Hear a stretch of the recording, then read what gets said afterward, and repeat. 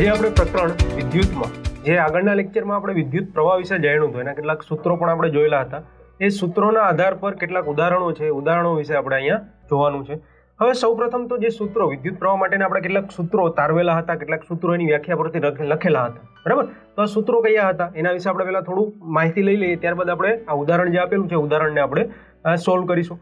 તો સૌપ્રથમ આપણે જોઈએ તો વિદ્યુત પ્રવાહ માટે આપણે એની વ્યાખ્યા એવી આપેલી હતી કે વાહકના કોઈ આડછેદમાંથી Q જેટલો વિદ્યુત પ્રવાહ T જેટલા સમય માટે પસાર થતો હોય, બરાબર, તો આપણે કહી શકાય કે I જેટલો વિદ્યુત પ્રવાહ એમાંથી પસાર થાય છે.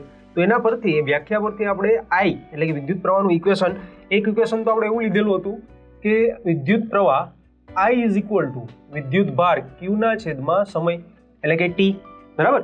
અને બીજું સમીકરણ આપણે એવું લીધેલું હતું કે જો આપણે ત્યારે એવી ધારણા લીધેલી હતી કે વાહકમાંથી આપણે પહેલા તો એવું કહેતા હતા Q જેટલો વિદ્યુત ભાર છે એ વાહકના આડછેદમાંથી પસાર થાય છે.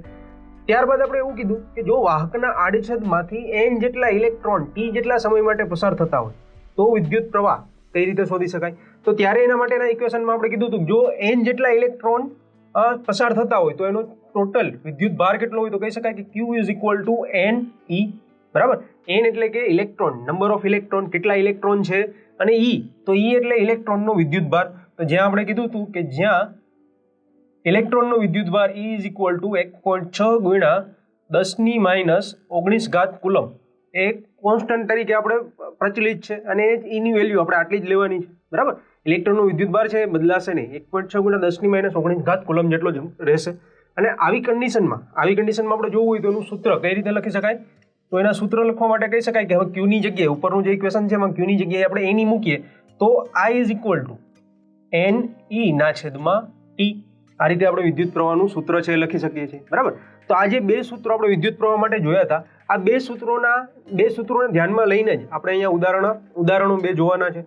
તો સૌપ્રથમ આપણે ઉદાહરણ નંબર 1 લઈએ. ઉદાહરણ નંબર 1 માં તમને કંઈક આપેલું છે. શું આપેલું છે તો આપણે જોઈએ કે કોઈ એક વિદ્યુત બલ્બના ફિલામેન્ટ એટલે કે તાર, તમે બલ્બ જોયો હોય તો બલ્બમાં અંદર એના તાર એ રીતે એને કનેક્ટ કરેલો હોય કે જે ગરમ થવાથી બલ્બ છે પ્રકાશિત થાય છે, બરાબર. તો તમને એવું કીધું છે કે કોઈ એક વિદ્યુત બલ્બના ફિલામેન્ટમાંથી 0.5 એમ્પિયર જેટલો વિદ્યુત પ્રવાહ 10 મિનિટ સુધી વહે છે. એટલે તમને અહીંયા કીધેલું છે કે આ બલ્બનો જે તાર છે, બલ્બના તારમાંથી કેટલો વિદ્યુત પ્રવાહ વહે છે તો 0.5 એમ્પિયર વિદ્યુત પ્રવાહ, અને કેટલા સમય સુધી તો કે 10 મિનિટ સુધી વહન થાય છે, બરાબર. તો પરિપથમાંથી વહન પામતો વિદ્યુત ભાર ગણો, એટલે કે પરિપથમાંથી કેટલો વિદ્યુત ભાર વહન થાય છે પરિપથમાં એ આપણે ગણવાનું છે. તો સૌપ્રથમ આપણે તો જેટલી વસ્તુ આપેલી છે એ વસ્તુ વિશે આપણે પહેલા તો એની એક લિસ્ટ બનાવી લઈએ. ત્યારબાદ આપણી પાસે જે સૂત્રો અવેલેબલ છે એ સૂત્રો આપણે એમાં એપ્લાય કરીને જે આપણે શોધવાનું કીધું છે એ વસ્તુ આપણે શોધીશું, બરાબર. તો સૌપ્રથમ જો આપણે આ ઉદાહરણનો આન્સર લખવો હોય તો એના માટે સૌપ્રથમ તો આપણે જે માહિતી આપેલી છે માહિતી પરથી આપણી પાસે જે સૂત્રો છે એમાંથી કઈ કઈ વસ્તુ આપેલી છે એનું એક લિસ્ટ બનાવીશું. સૌપ્રથમ આપણે કીધેલું છે કે વિદ્યુત બલ્બના ફિલામેન્ટમાંથી 0.5 એમ્પિયર જેટલો વિદ્યુત પ્રવાહ પસાર થાય છે. એટલે કે તમને વિદ્યુત પ્રવાહ આપેલો છે તો વિદ્યુત પ્રવાહને આપણે કેના વડે દર્શાવીએ છીએ તો આપણે શરૂઆતમાં જ લીધું હતું કે વિદ્યુત પ્રવાહને I વડે દર્શાવીએ છીએ અને I કેટલો આપેલો છે તમને 0.5 એમ્પિયર, બરાબર. એટલે આપણે પહેલા લખીશું I is equal two 0.5 ampere. ત્યારબાદ કીધું છે કે આ વિદ્યુત પ્રવાહ 10 મિનિટ સુધી વહન પામે છે. 10 મિનિટ આપેલી હોય, સેકન્ડ આપેલી હોય કે કલાક આપેલી હોય તો એ શું થશે, સમય થશે. તો અહીંયા બીજી એક વસ્તુ તમને આપેલી છે T એટલે કે સમય કેટલો આપેલો છે 10 મિનિટ. પણ અહીંયા એક વસ્તુ તમારે યાદ રાખવાની કે જ્યારે પણ આવા કોઈ ઉદાહરણમાં તમને સમય છે એ મિનિટ કે કલાકમાં આપેલો હોય ત્યારે તમારે એને સેકન્ડમાં કન્વર્ટ કરવો પડે, સેકન્ડમાં એને બદલાવવો પડે. તો આપણે ખબર છે 10 મિનિટ, 1 મિનિટ એટલે કેટલી સેકન્ડ થાય તો કહી શકાય કે 1 મિનિટ એટલે 60 સેકન્ડ. તો 10 મિનિટ એટલે કેટલી તો 10 ગુણ્યા 60 એટલે કે 600 સેકન્ડ આનો આન્સર આવશે. એટલે પહેલા તો એને સેકન્ડમાં કન્વર્ટ કરીએ તો કહી શકાય 10 મિનિટ એટલે કે 600 સેકન્ડ સુધી આ જે 0.5 એમ્પિયરનો વિદ્યુત પ્રવાહ છે વિદ્યુત પ્રવાહ તમારા બલ્બના ફિલામેન્ટમાંથી પસાર થાય છે. અને આગળ આપણે શું કીધું છે તો પરિપથમાં વહન પામતો વિદ્યુત ભાર ગણો. વિદ્યુત ભાર એને આપણે Q વડે દર્શાવીએ છીએ.